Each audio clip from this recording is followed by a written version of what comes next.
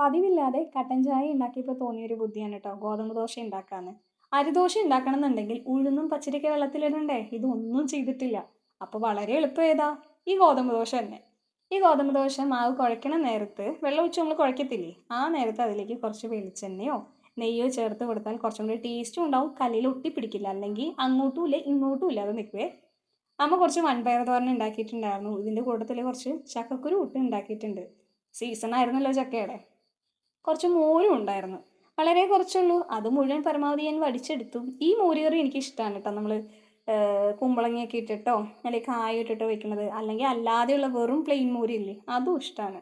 പിന്നെ അയില വറുത്തതുണ്ടായിരുന്നു. ഞാൻ തോരെണ്ണം എടുത്തിട്ട് ബാക്കി അമ്മയ്ക്കും കുഞ്ഞിനെ വെച്ചു, അല്ലെങ്കിൽ എന്നെ തല്ലിക്കൊല്ലും.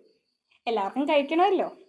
ഞാൻ വന്നിട്ടൊന്ന് സമാധാനമായിട്ട് ടി വി കാണണം. അങ്ങനെ ഒന്നും ഇരുന്ന് കാണാറില്ല, നിന്നിട്ട് തന്നെ കഴിക്കുന്ന ഒരു ടീമാണ് കേട്ടോ ഞാൻ. ചടപടേന്ന് കഴിച്ച് തീർക്കുക ചോറ്. അപ്പോൾ പിന്നെ ഇരുന്ന് കഴിക്കാനുള്ള ക്ഷമയൊന്നുമില്ല. ദേ കുറച്ച് ക്ലീനിങ് ഉണ്ടായിരുന്നു. ഇതൊക്കെയായിരുന്നു കേട്ടോ എൻ്റെ ഇന്നത്തെ പരിപാടികൾ. എൻ്റെ വീഡിയോ ഇഷ്ടമായില്ലെങ്കിൽ പിന്നെ സബ്സ്ക്രൈബ് ചെയ്യണം, ലൈക്ക് ചെയ്യണം, ഷെയർ ചെയ്യണം. നല്ലൊരു വീഡിയോ ആയിട്ട് വരാം. ബൈ.